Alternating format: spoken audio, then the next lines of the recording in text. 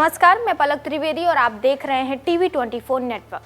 Bahujan Samajwadi party की मुखिया मायावती अपने सख्त फैसलों के लिए जानी जाती हैं। भले ही ये तब की बात हो जब बसपा यूपी की सबसे मजबूत पार्टी हुआ करती थी या फिर अब जब वो अपने सबसे पुराने दौर से गुजर रही है।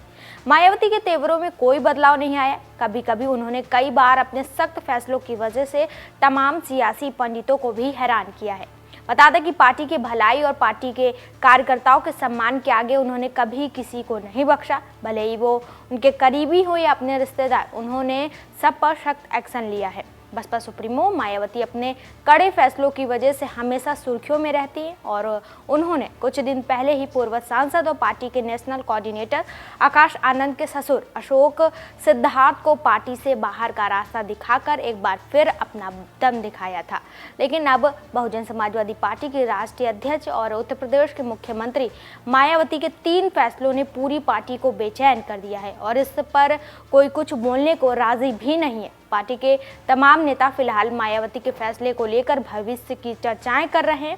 4 दिन के भीतर बसपा चीफ ने तीसरा बड़ा ऐलान किया है। न सिर्फ बसपा बल्कि यूपी की सियासत में मायावती ने रविवार यानी आज 16 फरवरी को अपने फैसले से हलचल मचा दी है। अभी तक जिस मुद्दे को बसपा के भीतर निर्विवाद माना जा रहा था, वो उसी पर फिर मायावती ने मंथन कर संकेत दे दिए हैं।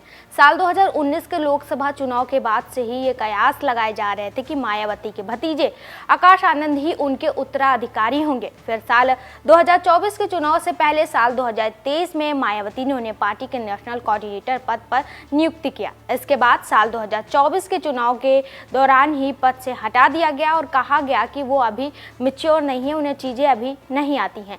मायावती ने लोकसभा चुनाव खत्म होने के कुछ दिन बाद ही आकाश आनंद को पार्टी के नेशनल कोऑर्डिनेटर पर पदासीन कर दिया। इसके बाद दिल्ली हरियाणा चुनाव की जिम्मेदारी भी दी, लेकिन नतीजे सिफर रहे। अब मायावती ने अपने फैसले से कुछ और ही संकेत दे दिए हैं। इन फैसलों की शुरुआत हुई 12 फरवरी से। दरअसल 12 फरवरी बुधवार को बसपा चीफ ने अपने भतीजे आकाश आनंद के ससुर अशोक सिद्धार्थ को पार्टी से बाहर का रास्ता दिखा दिया। उन पर पार्टी में गुटबाजी का आरोप लगा। इस दिन बसपा चीफ ने नितिन सिंह को भी पार्टी से निकासित कर दिया। नितिन सिंह के बारे में दावा किया गया कि अशोक सिद्धार्थ के करीबी है। वही अशोक सिद्धार्थ के बारे में कहा जाता है कि वो मायावती के राजनीतिक से प्रभावी रहते हैं और नौकरी छोड़ दी, फिर बसपा में शामिल हो गए। पार्टी ने उन्हें यूपी विधानसभा परिषद में भेजा और फिर साल 2022 तक राज्यसभा सांसद भी रहे। उनकी पत्नी बसपा सरकार में राज्य महिला आयोग की अध्यक्ष भी थी। अब 16 फरवरी को बसपा चीफ ने अपने उत्तराधिकारी को लेकर बड़ा ऐलान कर दिया है। अब तक माना जा रहा था कि बसपा के राष्ट्रीय समन्वयक आकाश आनंद ही उनके उत्तराधिकारी होंगे। हालांकि रविवार को बसपा चीफ ने सोशल मीडिया साइट एक्स पर 5 पोस्ट किए। इनका कुल मिलाकर अर्थ ये निकाला जा रहा है कि आकाश आनंद को लेकर भी बहन जी आश्वस्त नहीं है। अब तक जिन आकाश आनंद को बसपा चीफ का सक्सेसर या उत्तराधिकारी माना जा रहा था, अब वो नहीं है। बसपा चीफ ने अपने पोस्ट में स्पष्ट लिखा, माननीय काशीराम की तरह ही मेरे जीते जी पार्टी व मूवमेंट का कोई भी वास्तविक उत्तराधिकारी तभी होगा जब वो काशीराम के अंतिम सांस तक उनके शिष्य की तरह पार्टी को मूवमेंट को हर दुख तकलीफ उठाकर उससे आगे बढ़ाने में पूरी जी जान लगा देगा। यहाँ एक बात और गौर करने वाली है, आकाश आनंद बसपा चीफ के हर पोस्ट को या तो रिपोस्ट करते हैं या फिर उस पर अपनी बात रखते हुए।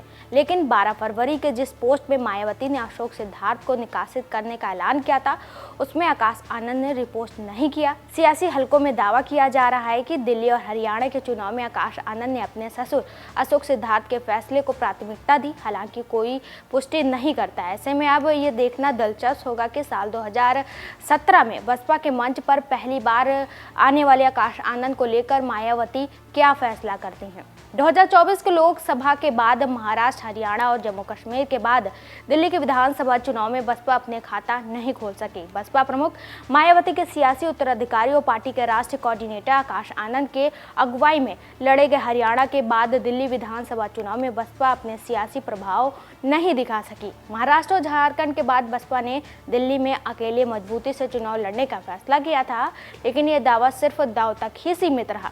दिल्ली की कुल 70 सीटों में से 69 सीटों पर बसपा ने अपने उम्मीदवार उतारे थे, लेकिन एक भी पार्टी प्रत्याशी अपनी जमानत तक नहीं बचा सके। बसपा के ज्यादातर प्रत्याशी तो 1000 वोट पर पाने में ही नाकाम रहे। ऐसे में सवाल ये उठता है कि मायावती के सियासी उत्तराधिकारी आकाश आनंद बसपा को सियासी बुलंदी पर क्यों नहीं ले जा पा रहे हैं। दिल्ली की 69 सीटों पर बसपा ने अपने उम्मीदवार उतारे थे। इनमें से 53 सीटों पर बसपा को 1000 वोट भी नहीं मिल सके, जबकि 42 सीटों पर उसे नोटा से भी कम वोट मिले हैं। दिल्ली में बसपा को सबसे ज्यादा वोट देवली सीट पर 2581 वोट मिले थे, जबकि कम वोट मटिया महल से 130 वोट मिले। दिल्ली में बसपा का वोट शेयर भी पिछले विधानसभा चुनाव से कम हो गया है। बसपा को 2020 के चुनाव में 0.71% वोट मिले थे और 2025 में उसे 0.58% वोट ही मिल सके। बसपा का सियासी ग्राफ दिल्ली में लगातार गिरता जा रहा है, जबकि एक समय दिल्ली में बसपा के 14% वोट शेयर हुआ करते थे और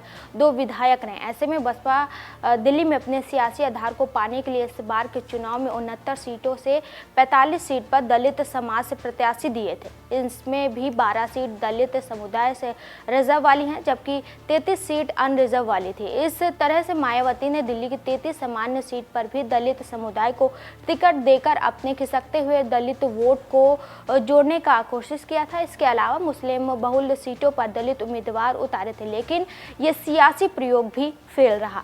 फिलहाल के लिए इतना ही। ऐसी ताज़ा जानकारी और खबरों के लिए हमारे साथ जुड़े रहिए और देखते रहिए TV24 नेटवर्क।